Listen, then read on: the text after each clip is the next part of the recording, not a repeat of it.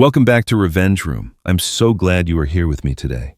If you are new, this is the place where we share real stories of betrayal, injustice, and the moment when karma finally catches up.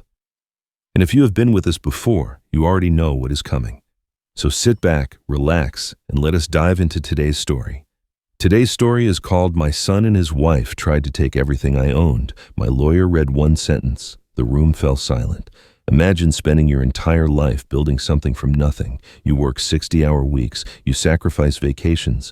Sleep peace of mind. You raise a son, give him everything, and watch him grow into a man. Then one day that same son sits across from you at your own dinner table and says, "We want the estate, the business, everything." And standing right behind him, coaching every word, is his wife. The woman who once called you dad with a smile. The woman who now looks at you like you are already dead and she's just waiting to collect. They thought I was weak. They thought I was old and afraid. When my lawyer asked what I wanted to do, I said 3 words that made everyone think I'd lost my mind. Give it all to them. My son smiled. His wife nearly laughed out loud. They had no idea what was coming. Because at the final hearing, when my lawyer read one single sentence from the document, they had been so eager to sign, the room went completely silent. And in that silence, everything they had schemed for, everything they thought they had already won, collapsed around them. If you want to see how justice is served without raising a single fist, stay with me until the very end. This one will stay with you. My name is Thomas Whitmore. I am 67 years old, a retired businessman who spent 4 decades building a commercial real estate company from nothing but a small loan and a willingness to work harder than anyone else in the room. My wife Eleanor passed away 5 years ago. And since then, I have lived alone in the house we built together, surrounded by her photographs and the roses she planted in the backyard. I thought the hardest chapter of my life was behind me. I was wrong. It started on a Sunday evening in late October. My son Daniel called that morning to say he and his wife Vanessa wanted to come over for dinner. He said they had something important to discuss. I was pleased. Daniel had been distant lately, always busy, always rushing off the phone. I thought maybe this was his way of reconnecting. I spent the afternoon preparing pot roast, Eleanor's recipe, the one Daniel loved as a boy. I set the table with the good china. I even opened a bottle of wine I had been saving. When they arrived, I noticed Daniel was carrying a leather folder under his arm.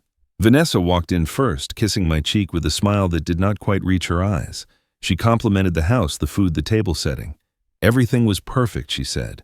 Too perfect, I realize now. We made small talk through dinner. Vanessa dominated the conversation, asking about my health, my sleep, whether I'd been feeling forgetful lately. At the time, I thought she was being considerate. Looking back, I understand she was building a case. Daniel barely spoke. He pushed food around his plate and avoided looking at me directly. I should have known then that something was wrong. My son has never been good at hiding guilt. After dessert, Vanessa cleared her throat and glanced at Daniel. He reached for the leather folder and placed it on the table between us. Inside were documents neatly organized, professionally printed. I recognized legal language immediately. Contracts, transfer agreements, a proposed restructuring of my estate. Vanessa leaned forward. Her hands folded, her voice calm and rehearsed. She explained that they had been thinking about my future. I was getting older, she said. Managing assets at my age could be overwhelming. They wanted to help.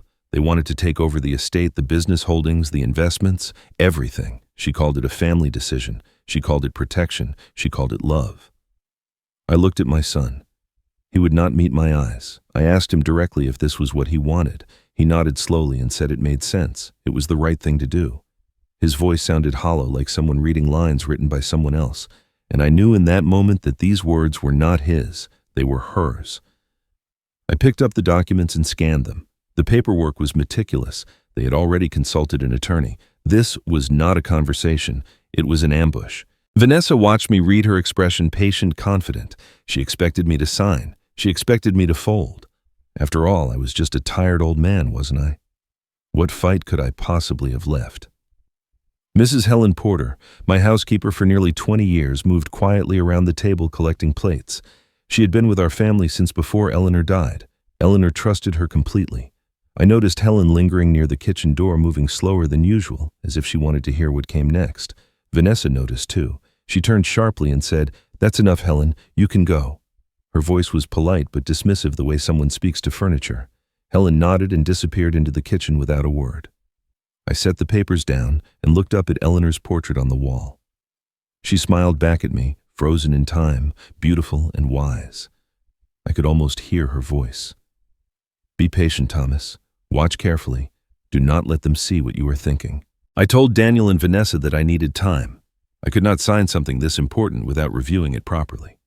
Vanessa's smile tightened just for a moment, just enough for me to see the calculation behind it. She recovered quickly and said, of course, take all the time I needed. There was no rush.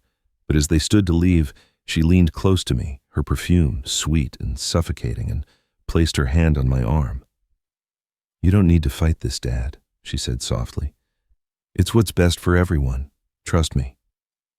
I watched them drive away and stood alone in the doorway for a long time. Trust her.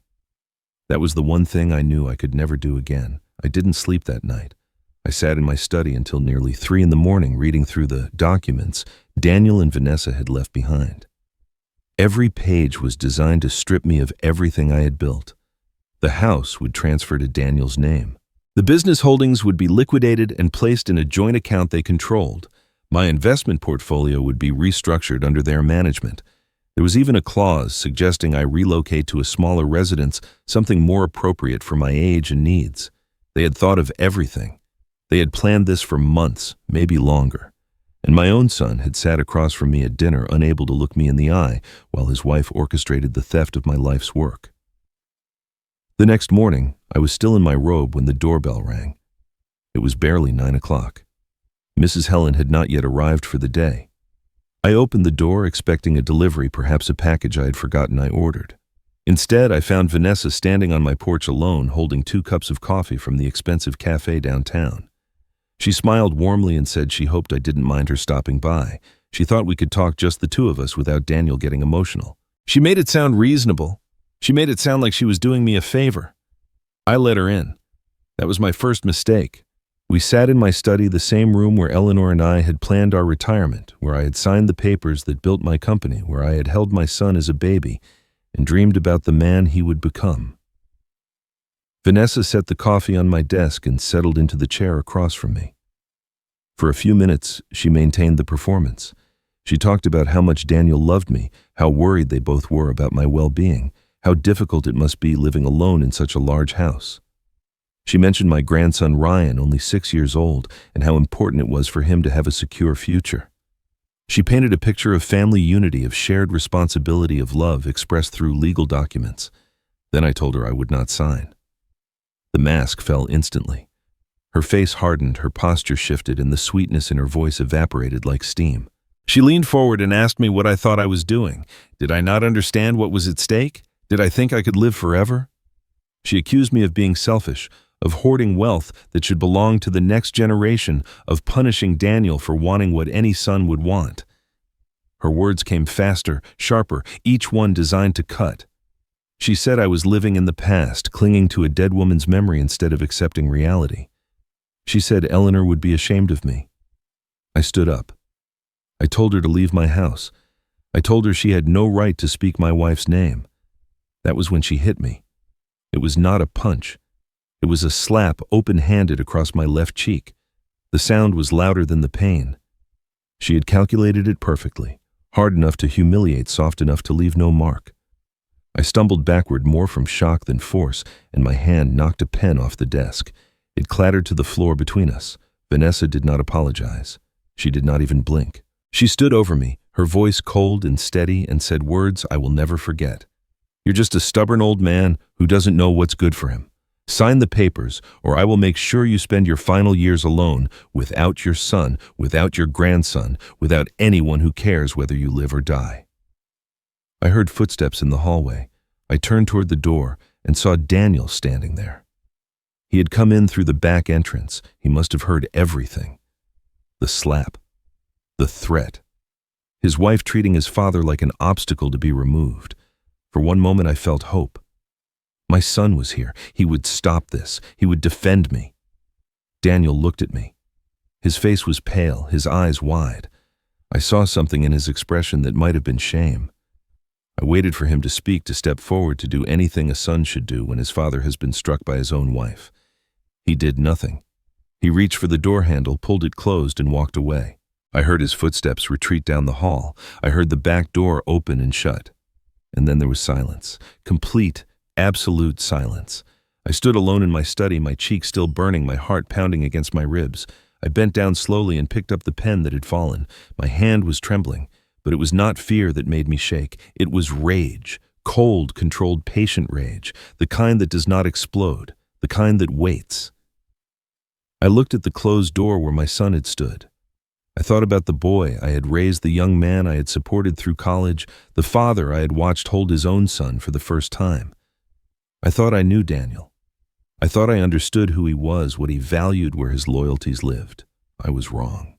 41 years. That is how long I had been his father, and in one moment, one closed door, one silent retreat, I learned that the son I loved had become a stranger, worse than a stranger, a coward, a conspirator. A man who would watch his father be humiliated and do nothing. I set the pen on my desk and sat down heavily in my chair. My hands were still shaking, but my mind was clear. They thought they had broken me. They thought this slap, this show of force would make me surrender. They had no idea what they had just started. I waited 3 days before making my next move. 3 days of silence, of careful thought, of letting Vanessa believe her slap had achieved its purpose. I needed them to think I was broken. I needed them to feel safe. On the 4th day, I called Daniel and asked him to come over with Vanessa. I said I was ready to discuss the documents. I could hear the surprise in his voice, the hesitation, and then the relief. He probably thought his father had finally accepted reality. He had no idea what reality actually looked like. They arrived that evening with fresh copies of the paperwork. Vanessa was practically glowing. She had dressed elegantly as if this were a celebration rather than a negotiation. Daniel stood beside her, quiet as always, a shadow attached to a puppet master.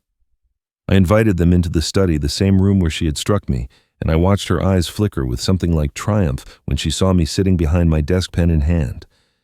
I didn't sign everything. That would have been too easy, too suspicious. Instead, I signed over a single property, a storage warehouse on the east side of town that I had owned for nearly 15 years. It was worth approximately $80,000. Not nothing, but not significant compared to the rest of my holdings. I told them I needed more time to review the other documents, but I wanted to show good faith. I wanted to prove I was willing to work with them. Vanessa took the signed paper and examined it carefully as if checking for tricks. When she found none, her smile widened. She thanked me graciously, called me a wise man, and promised this was the beginning of a new chapter for our family. Daniel shook my hand but couldn't meet my eyes. They left within the hour, and I stood at the window watching their car disappear down the street. Within 2 days, I heard through mutual acquaintances that Vanessa had been telling people I was finally seeing reason. She described me as a lonely old man who had come to understand that younger generations deserved their inheritance while they were still young enough to enjoy it. She painted herself as the caring daughter-in-law who had gently guided me toward the right decision. I let the rumors spread. Every lie she told was another thread in the rope she was weaving around her own neck.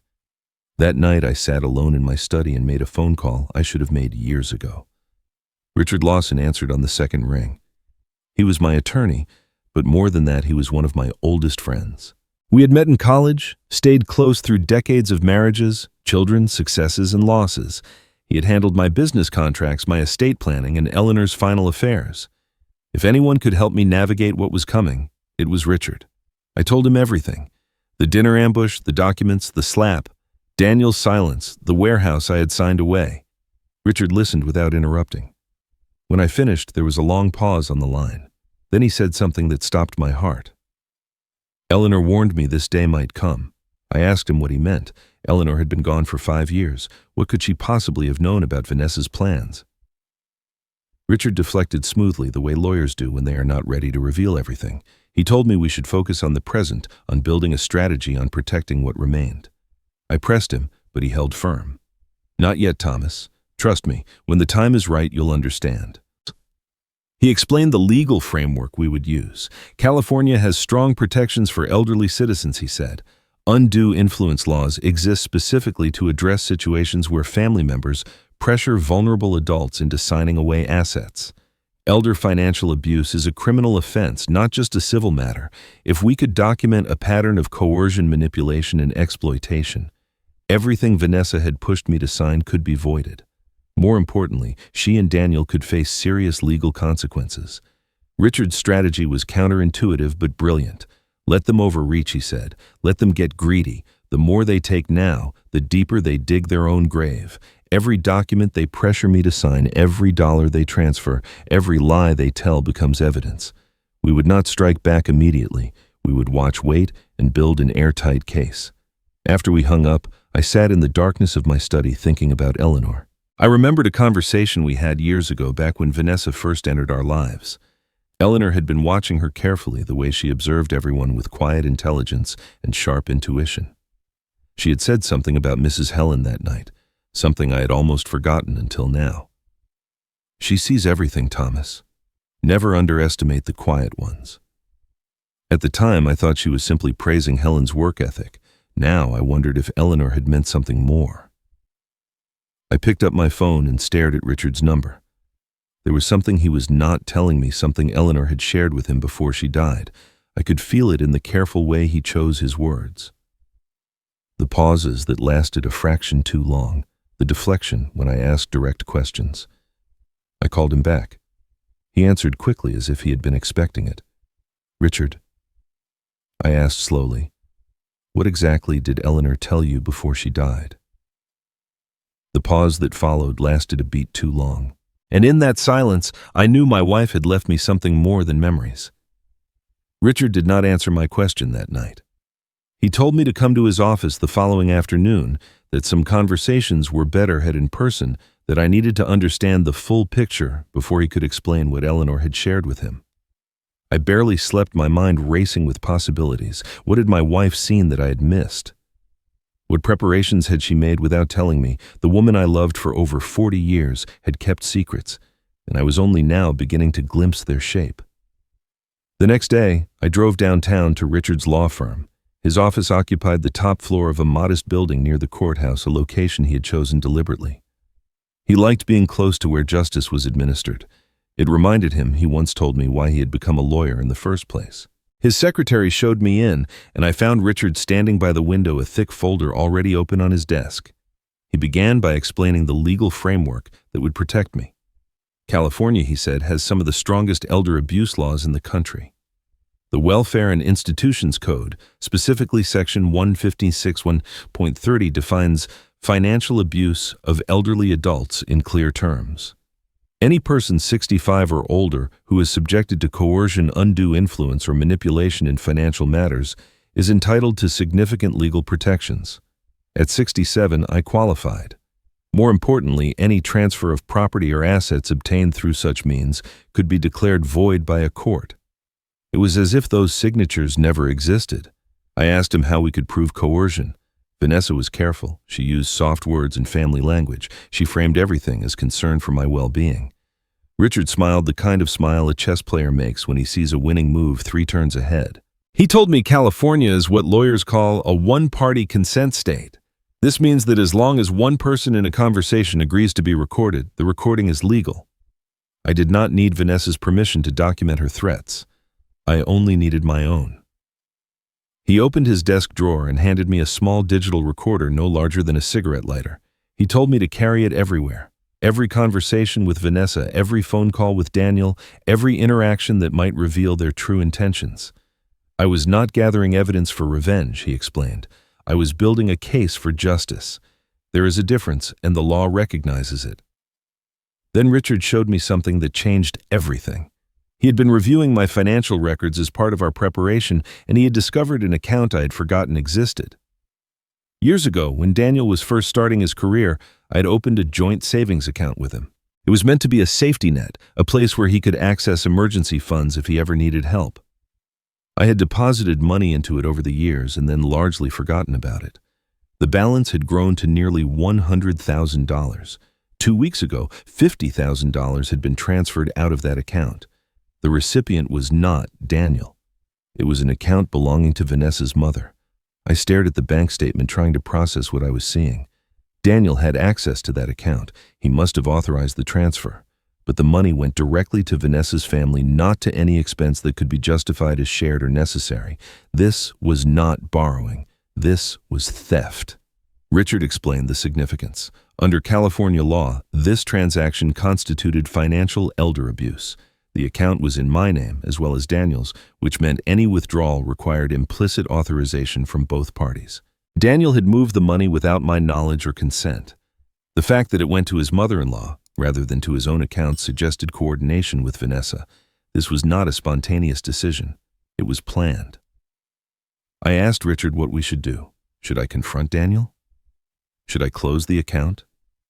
Should I report the transaction to the police? He shook his head firmly. Patience, he said. That word again. He told me the worst thing I could do was alert them to what we knew. Right now, Vanessa and Daniel believed they were winning. They thought I was a defeated old man slowly surrendering his assets out of exhaustion and fear. That belief made them careless.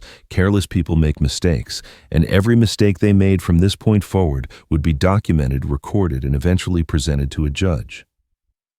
Do not confront them, Richard said. Let them think they are in control. Every move they make now is evidence for later. Every dollar they take, every document they pressure me to sign, every conversation where Vanessa reveals her true contempt, all of it would be cataloged and preserved. When the time came to strike back, our case would be overwhelming. He slid a document across the desk toward me. It was a printout of the bank transfer, highlighted and annotated with legal references.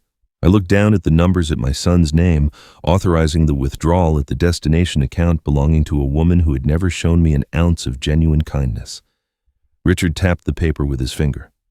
This transfer, it wasn't just greedy. It was a felony, and they don't even know we're watching.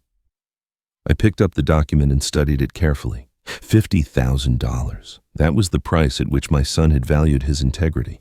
That was the amount Vanessa had convinced him to steal from his own father. I folded the paper and placed it in my jacket pocket next to the small recorder Richard had given me. They thought I was beaten. They thought the old man had given up. They had no idea that every step they took toward victory was actually a step deeper into a trap they could not see.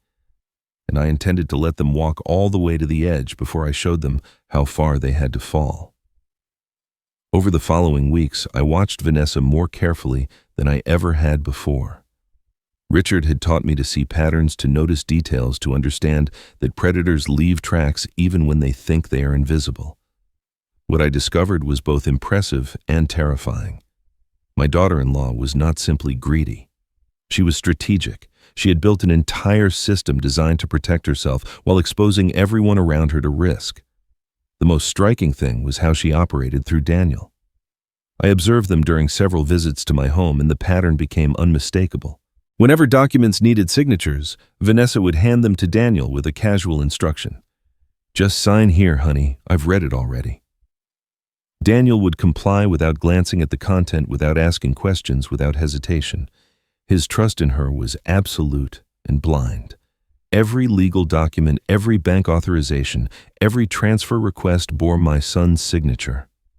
Vanessa's name appeared nowhere. If anything went wrong, if anyone investigated, Daniel would be the one holding the pen. She had positioned him as the fall guy without him ever realizing it. Her public performance was equally calculated. I attended a charity dinner at the country club that month, an event Eleanor and I had supported for years. Vanessa was there with Daniel, dressed beautifully, charming everyone she met. I stayed on the opposite side of the room, but I watched her work. She approached mutual friends and acquaintances with practiced concern, speaking just loudly enough for nearby listeners to hear. Poor Dad has been struggling ever since Mom passed, she told one couple. It's been so hard on him living alone in that big house. We're just trying to help him manage things, make sure he's taken care of. She touched her heart as she spoke, the picture of a devoted daughter-in-law burdened by responsibility. People nodded sympathetically. They believed every word. Why wouldn't they? Vanessa understood that reputation is built in public and crimes are committed in private. A few days later, Daniel and Vanessa came to the house for tea. Mrs. Helen served us in the living room, moving quietly as she always did, her presence so familiar it was easy to forget she was there. As she poured tea for Vanessa, her hand trembled slightly and a few drops of water spilled onto the saucer. It was nothing, a minor accident that anyone would ignore or forgive. Vanessa did neither. Her voice turned sharp and cold. "Can't you do anything right?" she snapped. "This is why nobody wants to hire people your age. You can't even pour a cup of tea without making a mess." Mrs. Helen apologized immediately, her head bowed, her voice soft with practiced humility. She cleaned the spill and retreated toward the kitchen. But as she turned away, I caught something I had never noticed before. Her eyes did not bow. They remained level, watchful, absorbing everything. For just a moment, those eyes met mine, and I saw intelligence there, sharp and patient. Then she was gone, and the moment passed. I remembered what Eleanor had said years ago. She sees everything, Thomas. Never underestimate the quiet ones. I had dismissed it as a simple compliment about a loyal employee. Now I wondered if Eleanor had meant something more specific. Later that afternoon, Daniel excused himself to use the bathroom. Vanessa remained in the living room with me, making small talk about Ryan's school and the weather. Then, without any attempt at subtlety, she picked up Daniel's phone from the coffee table. She entered the passcode without looking, as if she had done it 1,000 times. Her fingers scrolled through his messages, her eyes scanning quickly, her expression neutral. She was checking on him, monitoring his communications, making sure he had not said anything to anyone that she had not approved. When she heard the bathroom door open, she set the phone down exactly where it had been, her movements smooth and practiced. Daniel returned and noticed nothing. That evening, alone in my study, I checked my email. Among the usual advertisements and newsletters was a message that made no sense at first. It was from Vanessa's email address, but it was clearly not intended for me. The subject line read, "Update," and the recipient list showed her mother's address. My name had been added by accident, perhaps a misclick, perhaps an autofill error from some previous family correspondence. Technology fails in strange ways sometimes, or perhaps fate intervenes when justice requires a witness. I opened the email and read it carefully. Vanessa was updating her mother on the progress of their plan. She described the warehouse I had signed over the documents, still pending the timeline she expected for full transfer of assets. Then, near the end, she wrote a sentence that burned itself into my memory. "Once we get the house, he can go to a nursing home. I don't care if he rots there." I read it 3 times. Each time the words remained the same. My daughter-in-law, the woman who smiled at charity events and spoke of helping me manage my affairs, wanted to warehouse me like unwanted furniture. She didn't care about my well-being. She didn't care about family. She cared about property, about money, about winning. My hands were steady as I printed the email and placed it in the folder Richard had given me. But my heart was not steady. It ached with a grief I had not expected, not for myself, but for Daniel. My son had married this woman. He had given her a child. He had chosen her over his own father, and he had no idea who she really was. Or perhaps he did, and that was even worse. I could not let the email go unanswered. Perhaps it was foolish. Perhaps Richard would have told me to wait to add it silently to our growing file and say nothing. But there are moments when strategy must yield to dignity, when a man must look his enemy in the eye and let her know she has been seen. I called Daniel the next morning and asked him to bring Vanessa to the house. I told him we needed to discuss something important. They arrived that afternoon, Vanessa dressed in soft pastels, her expression open and concerned.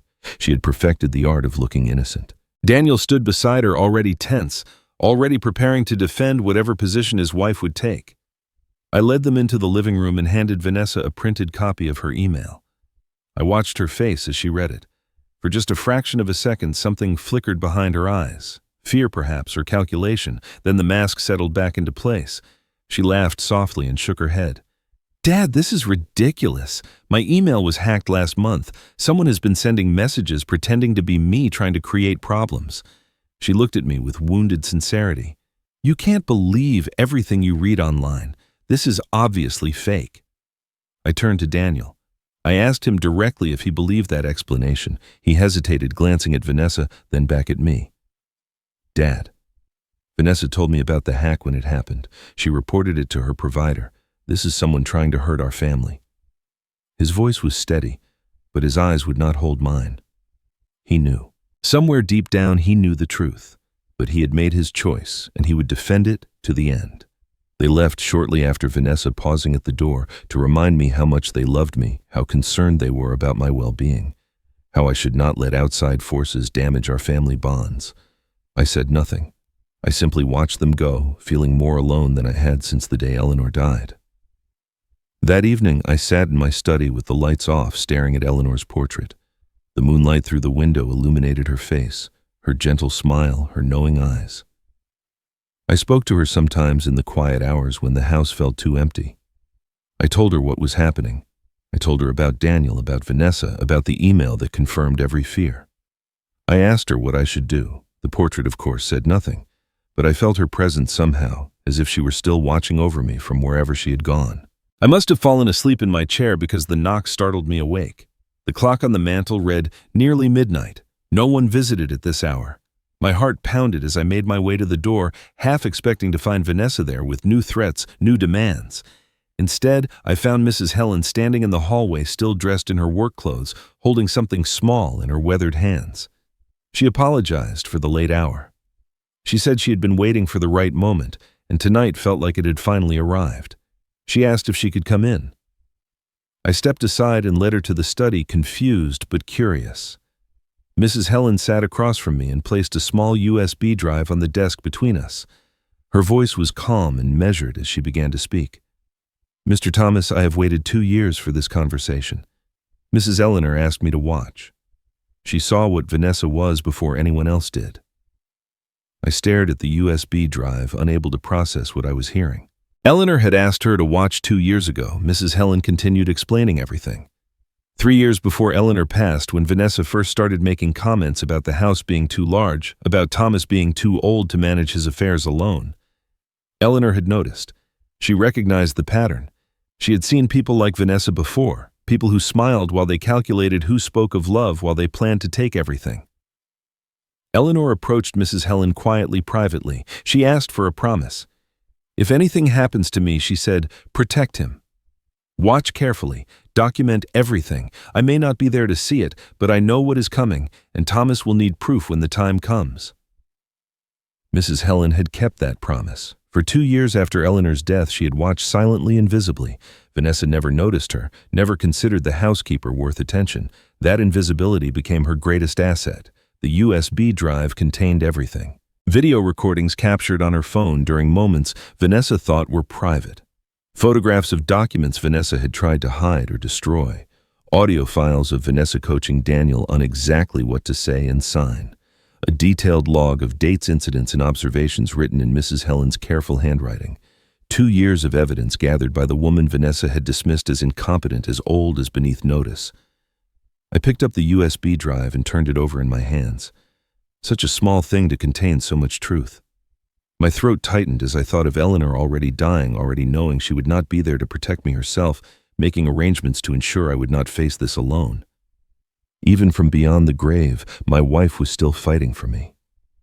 I looked at Mrs. Helen, this quiet woman who had worked in my home for 2 decades, who had served tea while Vanessa insulted her, who had bowed her head while her eyes remained watchful and sharp.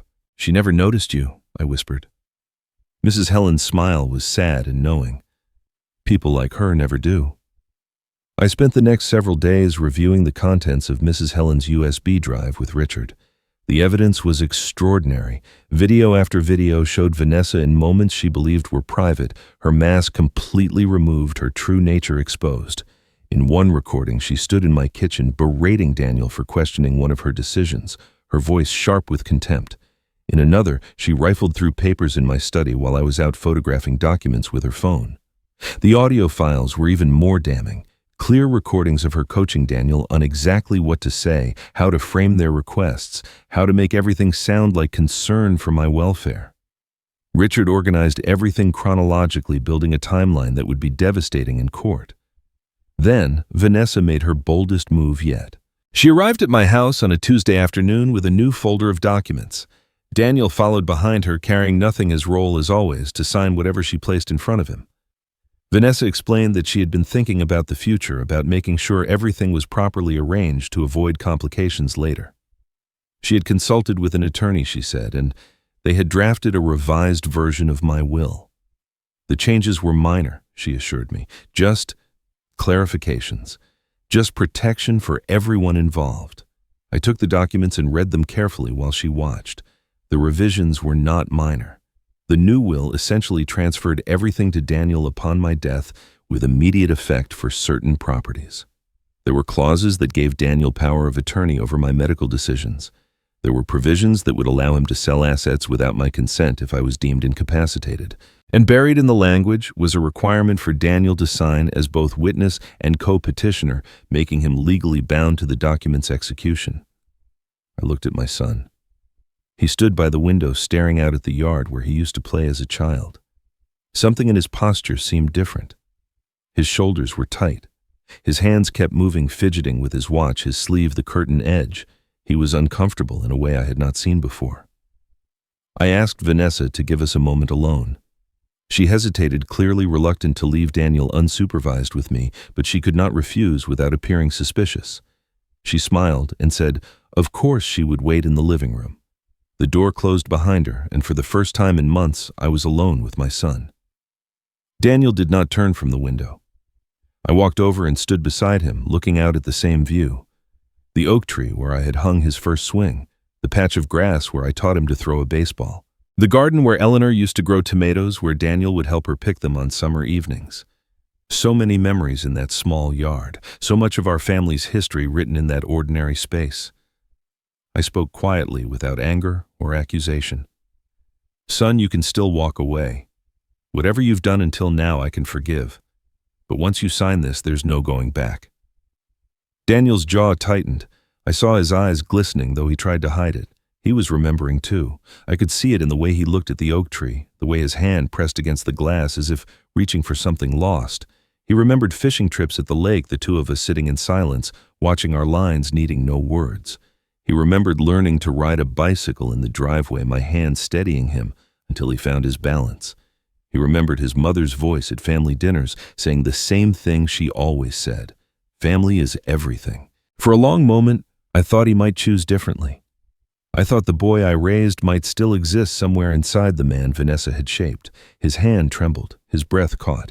He turned to look at me, and I saw something that might have been regret, might have been love, might have been the last fragment of the son I once knew.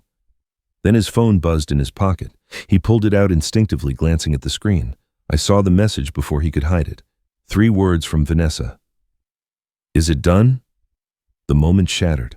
Whatever had been building in Daniel's heart collapsed. His face closed off, his shoulders straightened. He walked to the table where the documents waited, picked up the pen, and signed his name without reading a single word. He did not look at me as he gathered the papers. He did not say goodbye. He simply walked out of the study, handed the folder to Vanessa, and left my house without a backward glance. That evening, I brought the documents to Richard's office. He reviewed them with growing concern, noting each clause, each signature, each implication. When he finished, his verdict was cold and absolute. This signature makes him legally liable as a co-conspirator. He isn't just a passive participant anymore. He's actively party to the attempted theft of your estate. He just chose his side, Thomas, and he chose it in writing. I sat in silence, absorbing the weight of what had happened. My son had been given a choice. I'd looked him in the eye and offered forgiveness, offered a path back to family, offered everything a father could offer, and he had rejected it. Not because he did not understand, not because he was confused or deceived. He understood perfectly. He simply chose Vanessa over me. I remembered the last thing Daniel said before signing the words I had barely registered at the time. Dad, I'm sorry. I had thought he was apologizing for the situation, for the tension, for the awkwardness of the moment. Now I understood the truth. He was not apologizing for what he had done. He was apologizing for what he was about to do. 2 weeks after Daniel signed those documents, Vanessa called to invite me to Ryan's 6th birthday party. Her voice was warm and cheerful, as if nothing had happened between us, as if she had not spent months trying to strip me of everything I owned. She said Ryan had been asking for his grandfather. She said it would mean so much to the whole family if I attended. She said it was time to put differences aside and celebrate together. I knew it was a trap. Richard knew it too. But we agreed that refusing would look suspicious, would suggest I was building a case against them, would alert Vanessa that something had changed. So I accepted the invitation and prepared myself for whatever performance she had planned. The party was held at an upscale restaurant downtown, a place with private dining rooms and attentive staff. When I arrived, I found nearly 40 people already gathered, extended family members I had not seen in years, neighbors from Daniel's street, several of Daniel's co-workers and their spouses. Vanessa had assembled an audience. She wanted witnesses for whatever she intended to do. Ryan ran to me when he saw me enter, wrapping his small arms around my legs with genuine joy. He was innocent in all of this, a 6-year-old boy who loved his grandfather and did not understand the war being waged around him. I knelt down and hugged him tightly, telling him happy birthday, promising we would have cake together soon. Vanessa appeared beside us, camera in hand, capturing the moment with a bright smile. The devoted daughter-in-law, the loving mother, the perfect family portrait. Dinner proceeded smoothly enough. I sat at the far end of the table making small talk with elderly relatives, avoiding direct conversation with Vanessa or Daniel.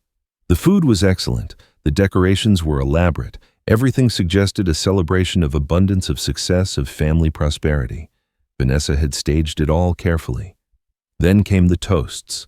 Vanessa stood and clinked her glass, drawing everyone's attention. She thanked the guests for coming, praised Daniel for being such a wonderful father, and spoke lovingly about Ryan's growth and achievements. Then her tone shifted, becoming more serious, more deliberate. She turned toward me with an expression of theatrical gratitude. "I also want to thank Dad," she said, her voice carrying across the room. "These past few months have been a journey for our family. Dad has finally understood that younger generations need to step up and manage the family's future. It takes courage to admit when you need help, and Dad has shown that courage. We are so grateful that he trusts us to carry forward what he built." The room was silent. She had just announced to 40 people that I had surrendered control of my assets because I was too old to manage them myself. She had framed it as wisdom and humility, but everyone heard the subtext. The old man had given up. The old man had admitted incompetence. The old man was fading away. She was not finished. She turned to me with a smile that looked warm to strangers, but felt cold to anyone who knew her. "Dad, would you like to say a few words?" It was a trap with no good exit. If I agreed with her narrative, I would be confirming consent to everything she had coerced me into signing. If I challenged her publicly, I would look bitter and unstable, exactly the image she wanted to create. She had calculated every possibility, except one.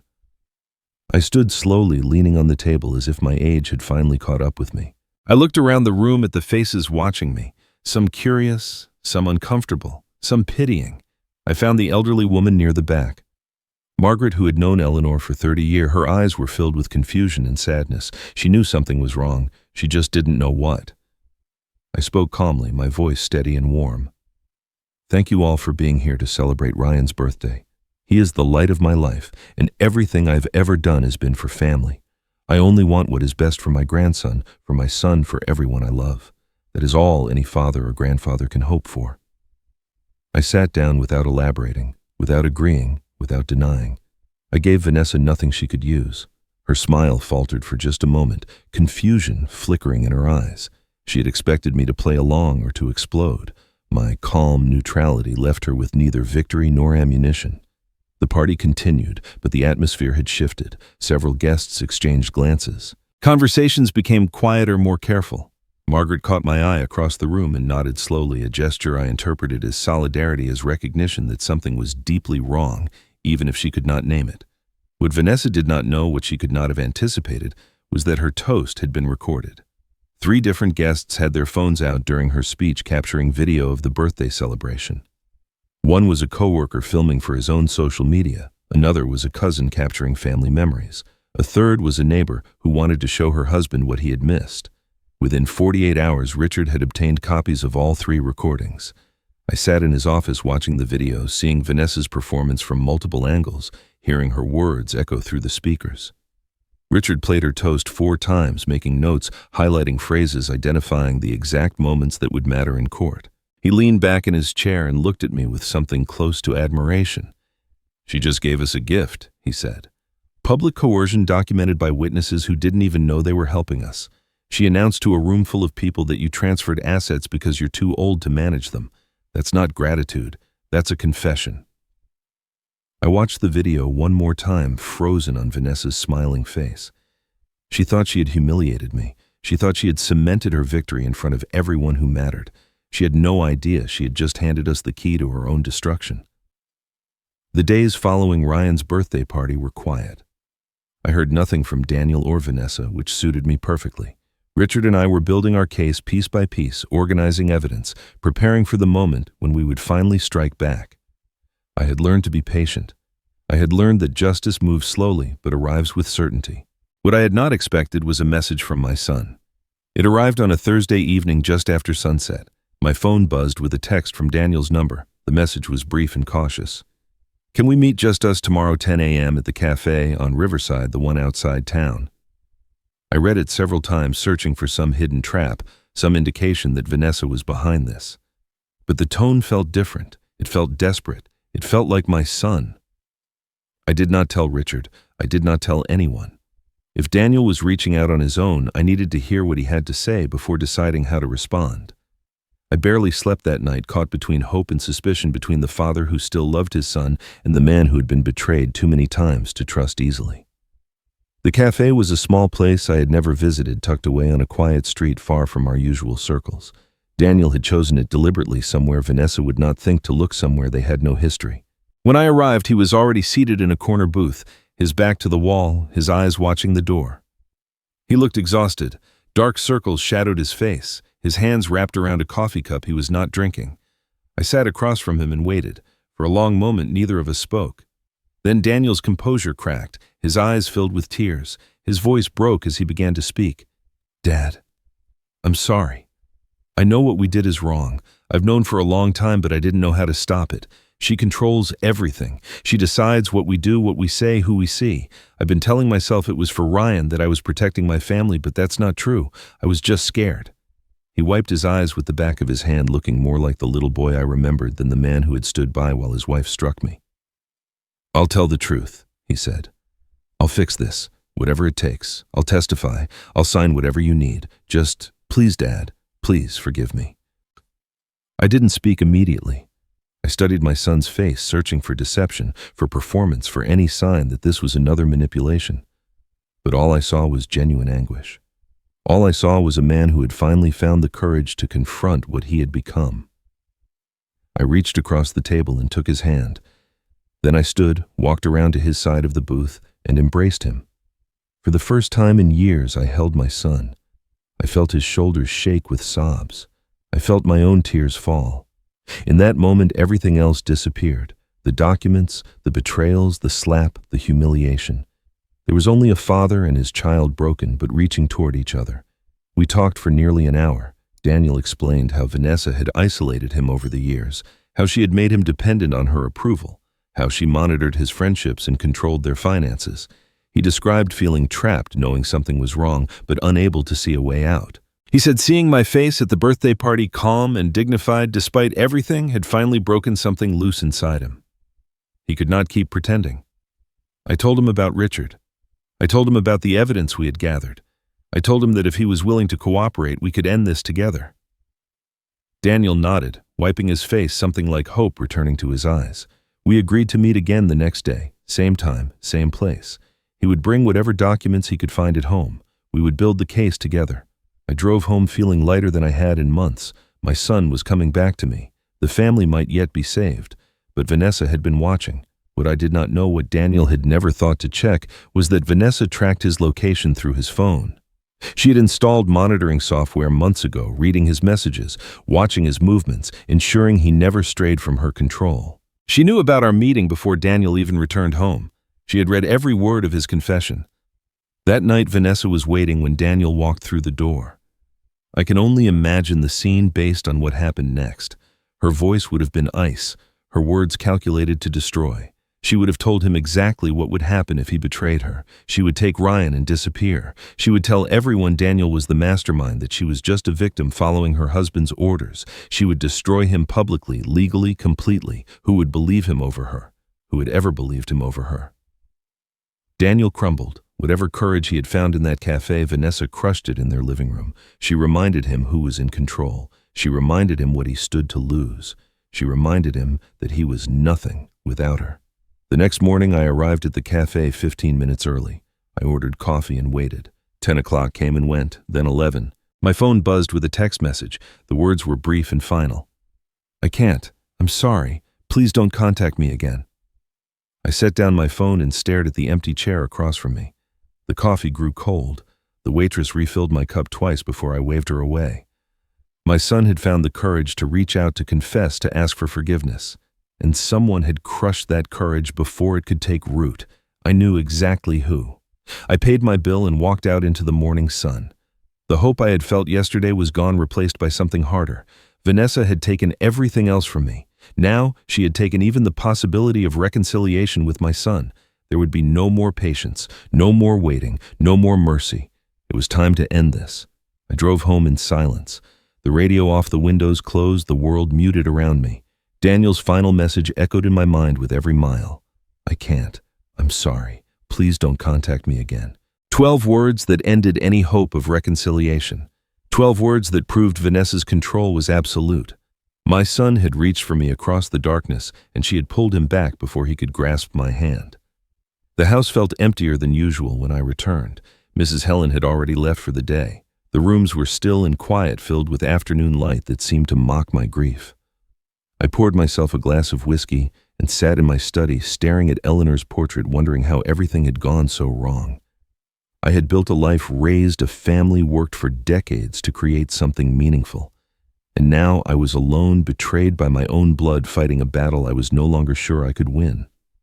Richard called that evening to discuss the next steps in our legal strategy. He needed certain documents for the upcoming proceedings: financial records, property deeds, and my marriage certificate to Eleanor. The certificate was necessary to establish the timeline of asset acquisition, to prove what belonged to our marriage and what came before. I told him I would find it and bring it to his office the following day. The safe in my study was old but reliable, a heavy steel box built into the wall behind a false panel. Eleanor and I had installed it decades ago, back when the business was growing and we needed somewhere secure for important papers. I had opened it dozens of times since her death, retrieving documents, checking records, organizing the remnants of our shared life. I knew its contents by heart, or so I thought. I knelt before the safe and entered the combination, hearing the familiar click of the lock disengaging. The door swung open, revealing neatly organized folders and envelopes. I reached for the folder marked Personal Documents, where I knew the marriage certificate was stored. As I pulled it out, my hand brushed against the bottom of the safe, and I felt something unexpected, a slight irregularity, a seam where there should have been smooth metal. I paused, confused. I had never noticed this before. I removed the remaining contents of the safe and examined the bottom more closely.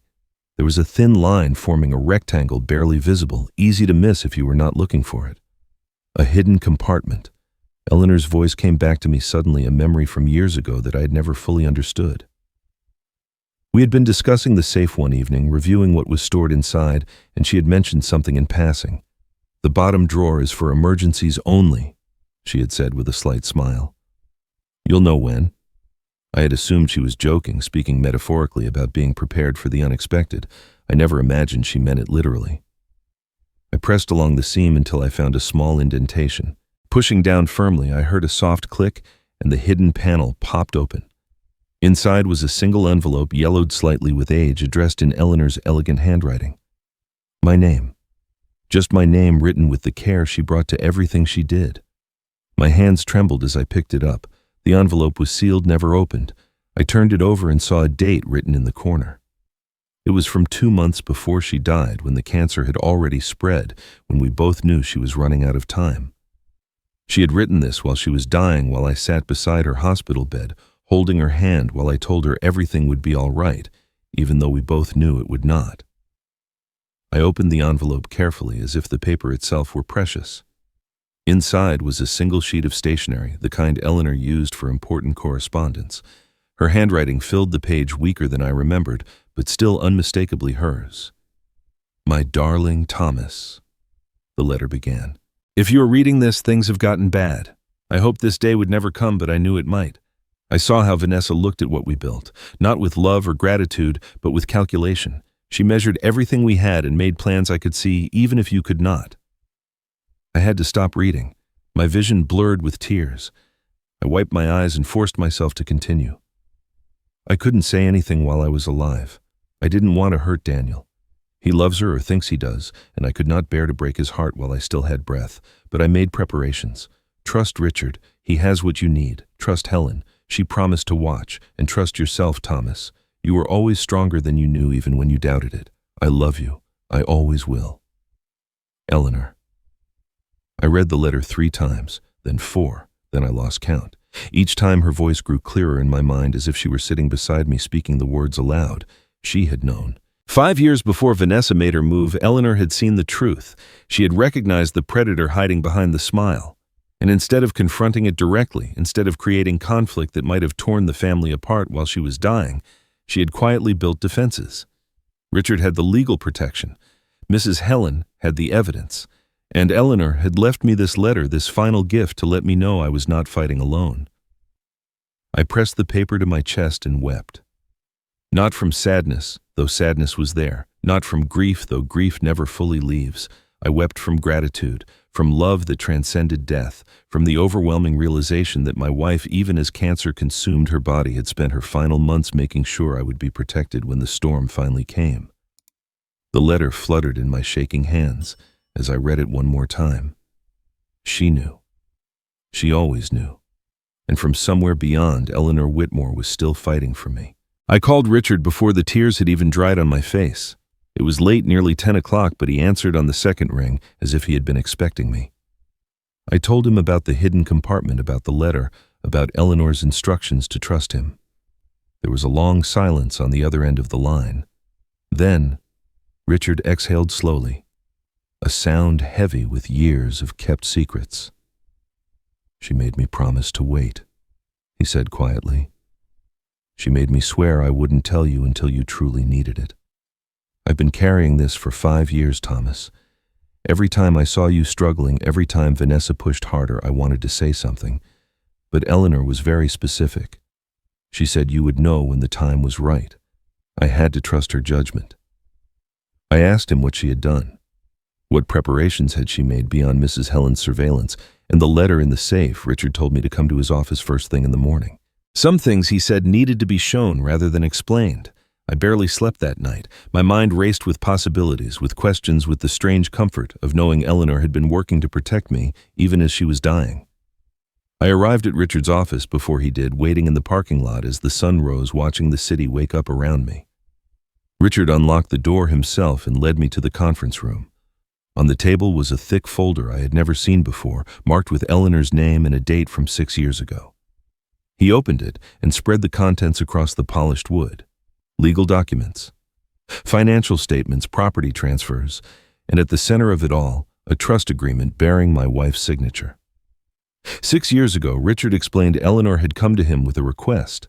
She wanted to establish a revocable living trust, a legal structure that would hold the majority of our assets during her lifetime but could be modified or dissolved at any time. She transferred 60% of everything we owned into that trust, the primary residence where I still lived, the investment accounts that funded our retirement, her share of the business holdings I had built over 4 decades, all of it placed under the trust's protection with Richard named as the trustee. I asked why she had done this without telling me. Richard's expression was pained but understanding. "She knew you, Thomas. She knew that if Daniel ever came to you with problems, with debts, with requests for help, you would give him whatever he asked. You would have dissolved the trust yourself to help your son." Eleanor wanted to make sure that couldn't happen. She wanted to protect you from your own generosity. The trust had remained revocable while Eleanor was alive, meaning she could have changed it at any time.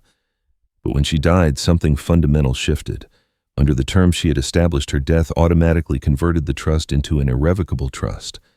This meant the assets inside could no longer be touched, modified, or claimed by anyone other than the designated beneficiary. That beneficiary was me, but even I could not dissolve it or transfer its contents. The trust was locked, legally untouchable, protected by walls Eleanor had built before she left this world.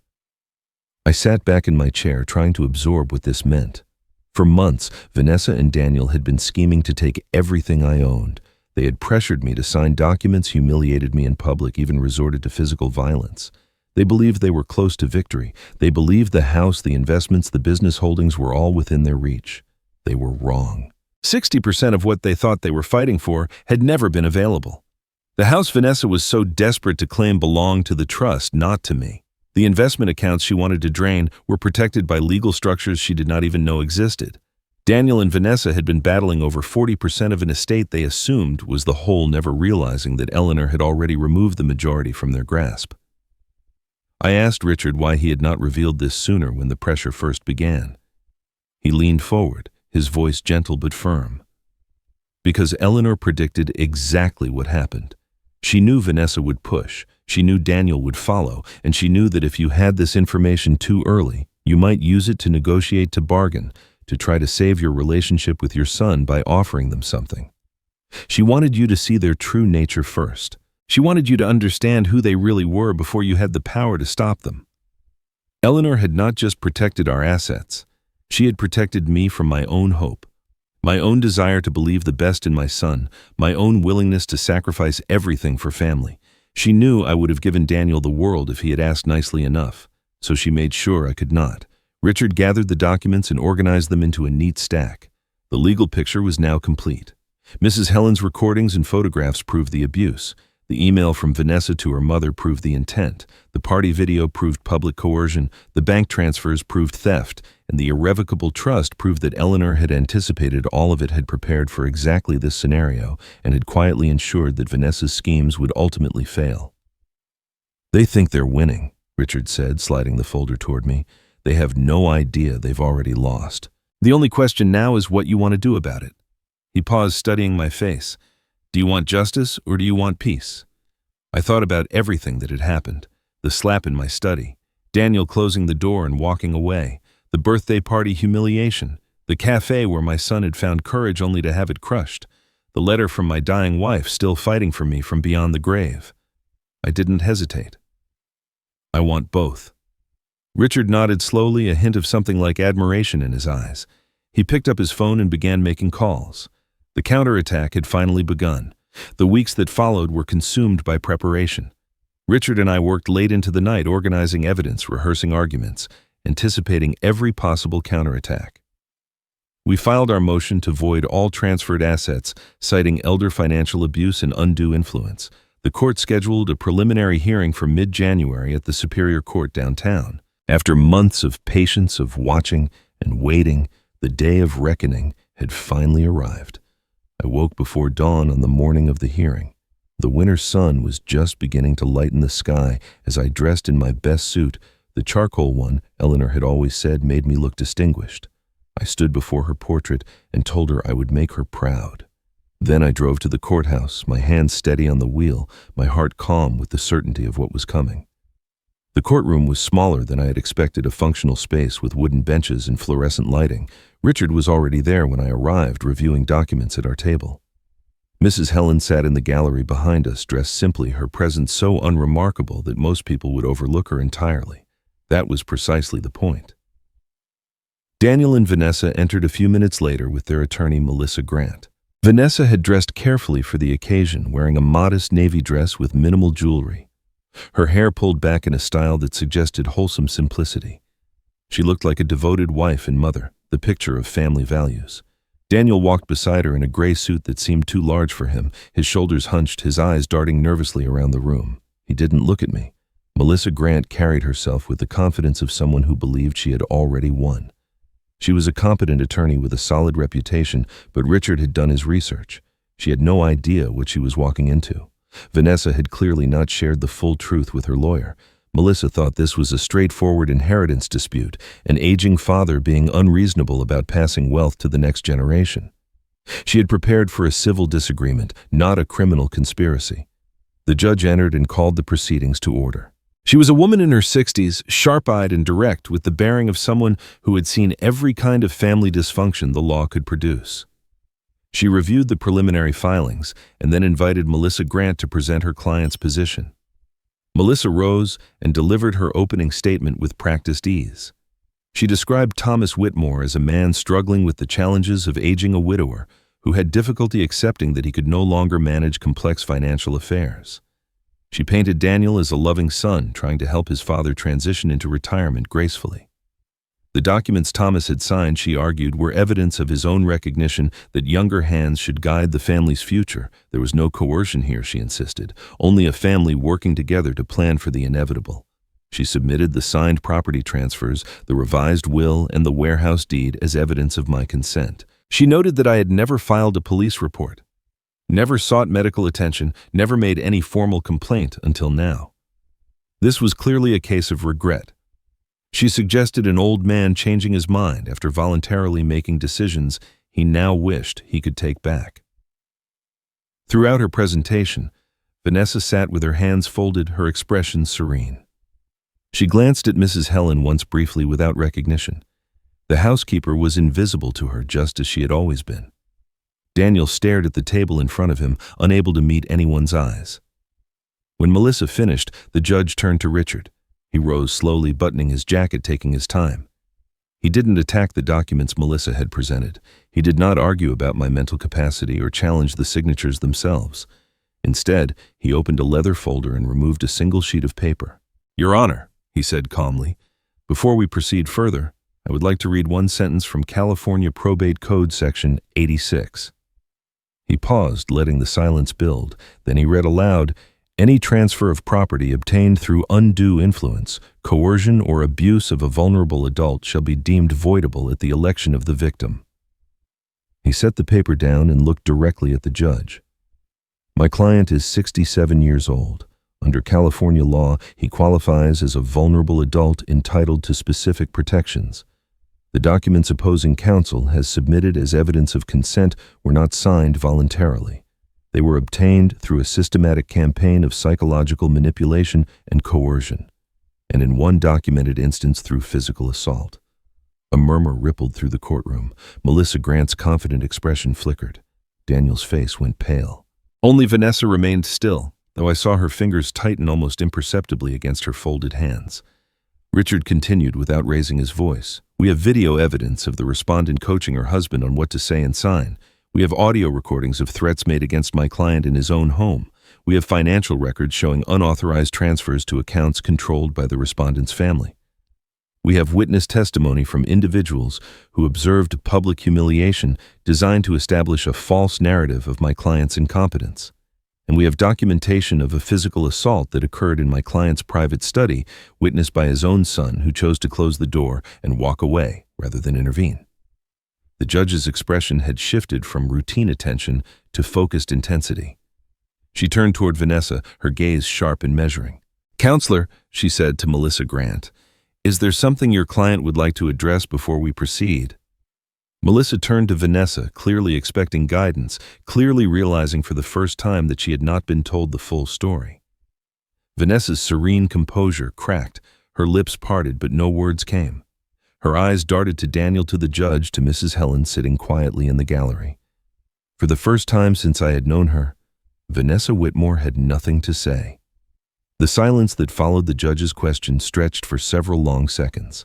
Vanessa opened her mouth as if to speak, but Melissa Grant quickly intervened, asking for a moment to confer with her client. The judge granted it with a curt nod. I watched as Melissa leaned close to Vanessa, whispering urgently, her expression shifting from confusion to concern to something approaching alarm. Whatever Vanessa told her, it was clearly not enough to explain what Richard had just revealed. The judge called the proceedings back to order and instructed Richard to present his evidence. He did so methodically, without drama, letting the facts speak for themselves. He began with Mrs. Helen's recordings. The courtroom's display screen flickered to life, and suddenly everyone could see what had happened in my study that morning months ago. Vanessa's face twisted with anger as she berated me for refusing to sign, her hand rising, the slap connecting with my cheek, the sound echoing in the silent courtroom, my stumble backward, and then Daniel appearing at the doorway, watching, understanding exactly what had happened, and closing the door to walk away. Several people in the gallery gasped. The judge's expression hardened. Daniel sank lower in his chair, his face ashen. Vanessa stared at the screen as if she could will it to stop, her carefully constructed image shattering with every frame. Richard moved to the next piece of evidence. The email Vanessa had accidentally forwarded to me appeared on the screen, her words magnified for everyone to read. "Once we get the house, he can go to a nursing home. I don't care if he rots there." The judge read it twice, her lips pressing into a thin line. Melissa Grant closed her eyes briefly, clearly realizing how badly her clients had misled her. The financial records came next. Richard presented the bank statements showing the $50,000 transfer from my joint account to Vanessa's mother. He showed the timeline, the authorization signed by Daniel alone, the destination account that had no legitimate connection to any family expense. "This was not borrowing," Richard explained. "This was theft from a joint account without the knowledge or consent of the other account holder." Then came the audio recordings. Mrs.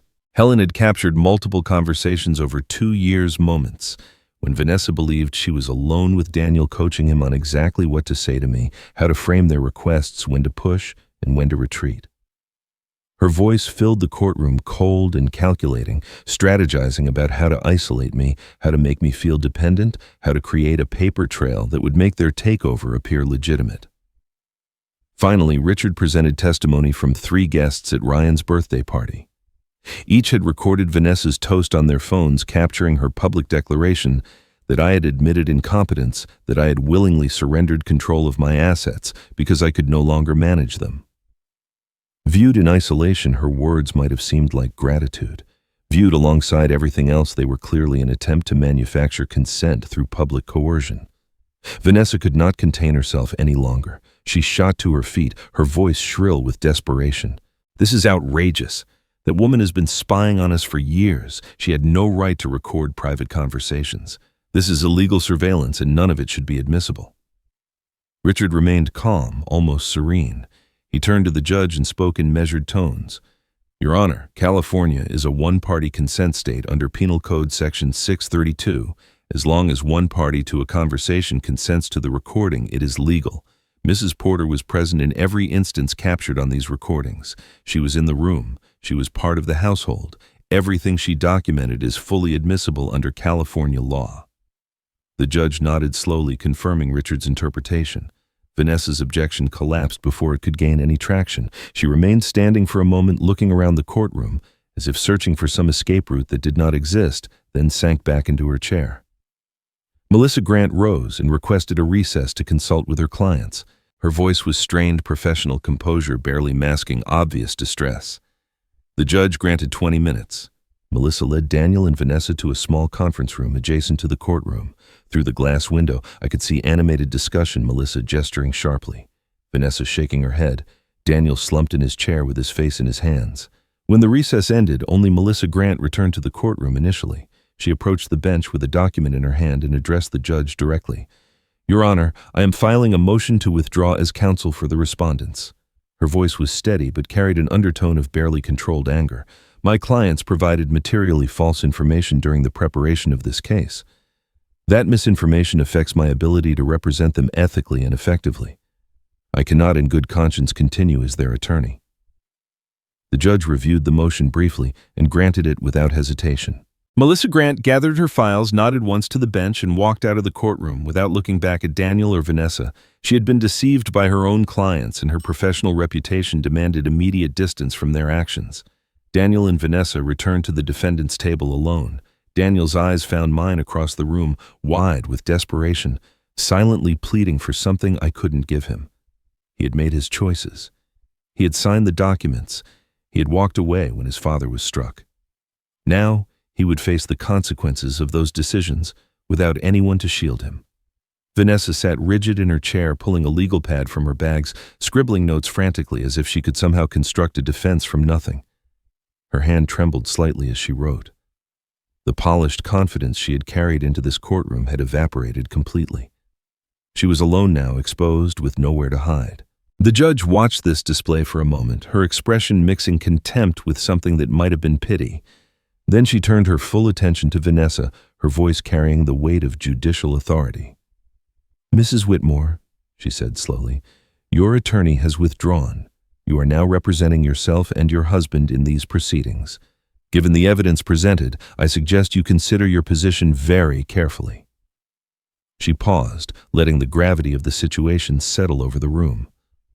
"You may proceed with your defense, if you have one." Vanessa's attempt to defend herself was painful to watch. She stumbled through legal terminology she did not fully understand, made objections the judge overruled without comment, and tried to reframe the evidence as misunderstandings and family disagreements taken out of context. Daniel sat beside her in silence, offering nothing, his face blank with shock. When the judge finally called an end to the preliminary hearing, she announced that given the overwhelming nature of the evidence presented, she would issue a summary judgment on the civil matters within 1 week. The criminal allegations would be referred separately. That week passed slowly. I spent most of it with Richard reviewing documents, preparing for whatever came next. Mrs. Helen visited once, bringing homemade soup and sitting with me in the kitchen while we talked about Eleanor. She told me stories I had never heard, moments she had shared with my wife during the years they worked together. Eleanor had been planning for this possibility long before she fell ill, Helen said. She had watched Vanessa carefully, seen the calculation behind the charm, and quietly put safeguards in place. Even dying Eleanor had been thinking of me. The day of the judgment arrived under gray skies and cold January rain. The same courtroom, the same fluorescent lights, but the atmosphere had changed completely. Vanessa and Daniel sat at the defendant's table without counsel, looking smaller than they had before.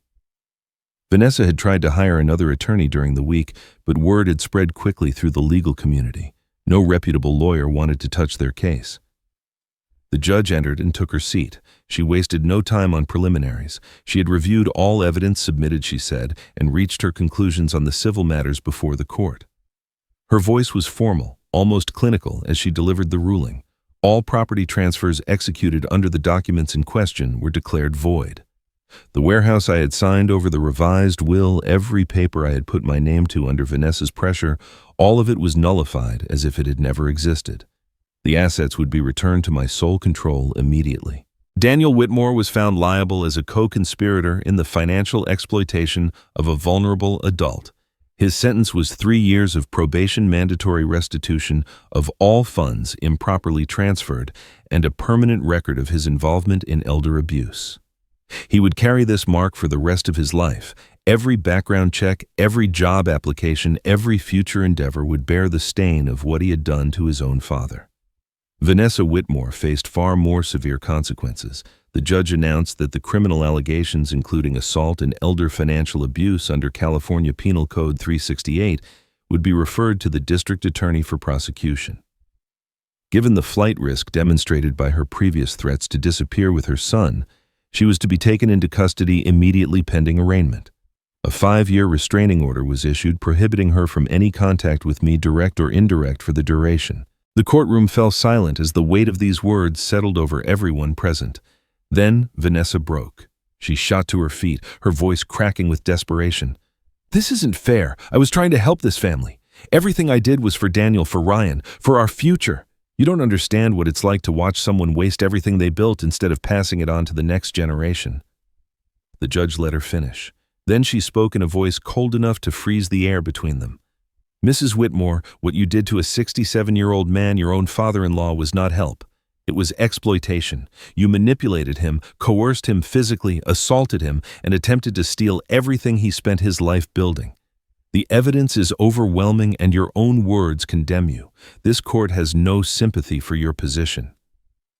2 bailiffs approached the defendant's table. Vanessa's face went white as she realized what was happening. One of them produced handcuffs. She looked at Daniel, expecting him to do something, to say something, but he just sat there frozen, watching his wife being placed under arrest as if it were happening to someone else in some other life. Daniel finally moved as the bailiffs began leading Vanessa away. He rose from his chair and turned toward me, his eyes wet, his voice breaking. "Dad, please. I know I made mistakes. I know I hurt you. But please don't let it end like this. I'm still your son." I looked at him for a long moment. I saw the boy who had learned to ride a bicycle in our driveway, the teenager who had helped Eleanor in the garden, the young man who had stood beside me at his mother's funeral weeping. And I saw the man who had closed the door while his wife struck me, who had signed papers without reading them, who had chosen cowardice over family at every turn. I turned away without a word. There was nothing left to say. Vanessa was led past the gallery toward the side door that connected to the holding area. She walked with her head down her wrists, bound, her designer dress wrinkled from the long proceedings. As she passed Mrs. Helen's row, she stopped. For the first time, she truly looked at the woman she had dismissed as incompetent, as old, as beneath notice. Mrs. Helen met her gaze steadily, her expression calm and unreadable. She did not speak. She did not need to. Her silence said everything. The door closed behind Vanessa. The remaining spectators began filing out. Daniel was escorted away by a court officer to begin processing his probation requirements. Richard gathered his documents and touched my shoulder briefly before leaving to handle the paperwork. I sat alone in the emptying courtroom, staring at the defendant's table where my son and his wife had sat. The chairs were pushed back, abandoned. A forgotten pen lay on the floor. The fluorescent lights hummed overhead, indifferent to what had just transpired beneath them. I had won. Every document voided, every dollar returned. Vanessa in handcuffs, Daniel facing years of consequences, justice delivered exactly as Richard had promised. So why did victory feel like loss? Why did my chest ache as if something had been torn out of it? I had protected myself. I had honored Eleanor's preparations. I had ensured that those who tried to exploit me would face the full weight of the law. But I had also watched my only son led away in disgrace. I had turned my back on him when he begged for mercy. I had won the battle and lost the family I had spent my life building. The courtroom emptied around me. I remained in my seat alone with the silence, wondering if Eleanor had known it would feel like this. 6 months passed. The seasons turned from winter's gray to spring's tentative green, and life continued in its relentless way. I followed the legal proceedings through Richard, who kept me informed without requiring my presence. Vanessa's criminal case moved through the system with the grinding efficiency of California justice. Her public defender attempted to negotiate, but the evidence was overwhelming. In the end, Vanessa accepted a plea deal. She pled guilty to reduced charges of elder financial abuse and was sentenced to 18 months in state prison, followed by 3 years of supervised probation. The woman who had dreamed of controlling my estate, who had slapped me in my own study and planned to warehouse me in a nursing home, now lived in a 6x8 cell with a metal toilet and a narrow bed. I learned about Daniel's collapse in fragments through mutual acquaintances and occasional updates from Richard. The restitution order and legal fees consumed everything he had. He was forced to sell the house he and Vanessa had bought together, the one she had decorated so carefully to impress their neighbors. The proceeds barely covered what he owed. He moved into a small apartment on the outskirts of town, a 1-bedroom unit in a complex that catered to people rebuilding their lives after various disasters. His employer terminated him within weeks of the judgment. The background check required for his position revealed his conviction for elder abuse conspiracy. No explanation he offered could overcome those words on his record. He applied for other jobs, dozens of them, but the same obstacle appeared each time. His reputation, carefully built over years of professional work, had been destroyed in a single afternoon. Vanessa filed for divorce from prison. I heard about it through the local grapevine before Daniel even knew it was coming. Even facing the consequences of her own schemes, she found a way to blame him. Her filing accused him of failing to protect their interests, of being too weak to execute their plans properly, of lacking the intelligence to avoid getting caught. She was still manipulating the narrative, still refusing to accept responsibility, still convinced that everyone else was at fault for her situation. Daniel signed the papers without contesting anything. He had nothing left to fight for. Custody of Ryan went to Vanessa's mother, a woman I had met only a handful of times. The court determined that neither parent was suitable for primary custody. Daniel was granted supervised visitation 2 hours every other weekend in a monitored facility. He had lost his wife, his home, his career, his reputation, and now most access to his own son. The consequences of his choices had consumed everything. He called me on a Thursday evening in late spring. I almost did not answer when I saw his name on the screen. We had not spoken since the courtroom, since I turned my back on his plea for mercy. But something made me pick up the phone. Perhaps curiosity, perhaps the remnants of fatherly instinct that refused to die completely. His voice was hollow, drained of the energy I remembered from his childhood. "Dad, I have nothing left." He said it simply, without drama, as if stating a fact about the weather. I lost everything. The house, the job, Vanessa, Ryan. I'm sitting in an empty apartment with nothing but a mattress on the floor. I don't know what to do anymore. I listened to the silence on the line, to my son's breathing, to the weight of years pressing down between us. Part of me wanted to offer comfort, to tell him it would be all right, to promise that fathers and sons could find their way back to each other. But I could not say those things. They would have been lies. "You had a chance, Daniel." My voice was steady, but there was no anger in it anymore. Just exhaustion, just truth. I looked you in the eyes and gave you a way out. I told you that you could still walk away, that I would forgive whatever you had done, and you chose wrong. You signed those papers. You closed that door. You stood by while she struck me and did nothing. These consequences are not something that happened to you. They are something you built, one choice at a time. He did not argue. He did not defend himself. He simply said, "I know." And the line went dead. That evening I did something I had not planned. I went into the attic and found boxes I had not opened in years. Childhood photographs of Daniel from infancy through high school graduation, his old baseball glove cracked with age but still holding the shape of his hand. And letters Eleanor had written to him over the years. Birthday cards and notes of encouragement. She had saved copies of words of love from a mother who believed her son would grow into a good man. I packed them carefully into a box and wrote a short note. I don't forgive you, but you're still my son. I mailed it to his apartment without a return address. I did not want a response. I did not want reconciliation. I simply wanted him to have these pieces of who he used to be before Vanessa, before greed, before everything went wrong. Richard told me later that a neighbor heard Daniel crying through the thin walls that night. Not for what he had lost, I suspect, but for the man he could have been if only he had been brave enough to say no. 1 year after the trial, I stood in a conference room downtown and signed the paperwork that established the Eleanor Whitmore Foundation. Richard was there as the legal advisor. Mrs. Helen sat beside me as a founding board member. A photographer from the local newspaper captured the moment for a small article that would run in the community section. I didn't care about the publicity. I cared about the purpose. The foundation would provide legal assistance and support services to elderly victims of financial abuse. We would help people like me, people whose families had turned against them, people who lacked the resources or knowledge to fight back. Eleanor had spent her final months protecting me. Now her name would protect others. It felt right. It felt like something she would have wanted. My assets had been fully recovered. The house was mine again, unencumbered by the documents Vanessa had tried to force me to sign. The investment accounts had been restored. The business holdings remained intact. On paper, I was wealthier than I had been before this entire ordeal began, but money meant less to me now than it ever had. I had learned what it could not buy. It could not buy loyalty. It could not buy family. It could not buy back the years I had lost believing my son was someone he was not. After the foundation paperwork was complete, I asked Mrs. Helen to stay behind. She looked at me with curiosity as the others filed out, her hands folded in her lap, patient as always.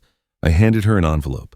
Inside were the deed to a small house in a quiet neighborhood not far from my own, fully paid, along with documentation of a savings account I had established in her name, enough to retire comfortably, enough to never worry about money again. She opened the envelope and stared at the papers for a long moment without speaking. When she looked up, her eyes were glistening with tears. In all the years I had known her, through all the drama and danger she had witnessed and documented, I had never seen Mrs. Helen cry.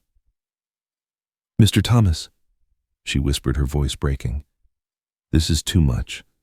I only did what Mrs. Eleanor asked me to do." I shook my head. "Eleanor would have wanted this. You gave me back my life, Helen. You watched over me when I didn't even know I needed watching. You kept your promise to a dying woman and never wavered, even when it would have been easier to look away. This is not charity. This is justice." She wept, then truly wept, her shoulders shaking with the release of years of quiet vigilance. I put my hand on her shoulder and let her cry. For the first time in this entire story, I saw the woman behind the composure, the faithful friend who had carried her burden in silence for so long. She deserved this peace. She had earned it. A month later, a letter arrived at my house. The return address was the California Institution for Women. Vanessa's handwriting, which I recognized from documents she had prepared during her campaign against me, filled a single page. I almost threw it away unopened, but something made me pause. Curiosity, perhaps, or the need to understand. I took the letter to the garden and sat on the bench beside Eleanor's roses. The blooms were magnificent this year, deep red against the green leaves thriving in the summer warmth. I opened the envelope and read. There were no excuses this time. No manipulation, no attempts to reframe what she had done. Just raw, painful truth.